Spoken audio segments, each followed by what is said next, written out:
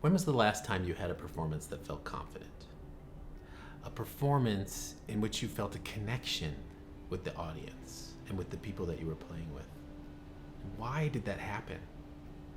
How were you able to build magical moments on magical moments for that performance? How were you able to take the audience on a real journey so that you felt a sense of satisfaction and not just relief at the end? We all want this, but most of us try to achieve it through short-term motivation rather than a long-term, sustainable system that will carry us through our lives and different developmental stages.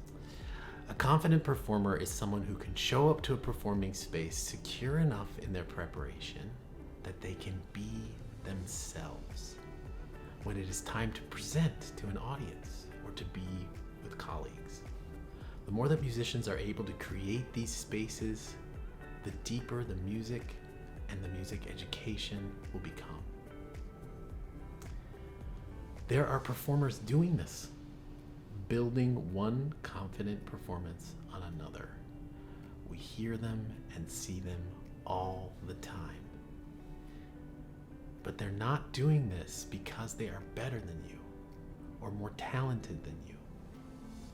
They are doing it because they found a way to sustainably practice and support themselves through multiple positive and negative experiences. Those of us who are able to maintain a disciplined, regular, mindful practice are able to build more satisfying performing lives, able to connect with more people, both as teachers and performers. In some ways, it's that simple. If you don't spend the time, you'll never feel the confidence when it comes time to perform. You'll always feel a little relieved when the performances are over instead of satisfied. And relieved is not the same as satisfied. It's possible to change that through daily practice with a community of people who are doing the same thing. It's almost impossible to maintain your own practice without having a community, especially a community of other players around you who are trying to do the same thing and support you in what you're doing because they are dedicated to self-mastery as well. Collaborative art requires this vulnerability that can only be accessed from a careful practice that is sustainable and peaceful. If we can change the environment for the better, our outcomes will profoundly change for the better. So here's the question. Is it worth it to make the time so that you can feel a real sense of confidence when it comes time for that rehearsal, lesson, performance? Or does it make more sense to lunge about and only work on your playing when something important is coming up, with no sense of long-term practice support?